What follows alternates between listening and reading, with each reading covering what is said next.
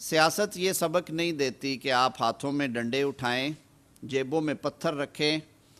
Tear gas جو کہ traditionally police کی طرف سے فائر ہوتی ہے وہ اپنے ورکنوں کو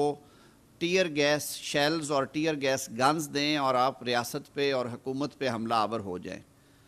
اتنی خوفناک صورتحال دیکھنے کو ملی آج اسلام آباد میں، جو مناظر آپ نے دیکھے کہ یہ پاکستان کی تاریخ میں کوئی پہلی عدالتی پیشی نہیں ہے، اور یہ کوئی خدا نخواستہ کوئی عمر قید یا سزائے موت کا فیصلہ نہیں ہونے جا رہا تھا۔ ایک آئینی ادارہ ہے الیکشن کمیشن آف پاکستان، جس نے ایک پورے ٹرائل اور پروسیڈنگز کرنے کے بعد اس نتیجے پہ الیکشن کمیشن پہنچا کہ عمران خان صاحب نے اپنے جو ڈیکلریشن تھے جو انہوں نے بطور رکن قومی اسمبلی دینے تھے،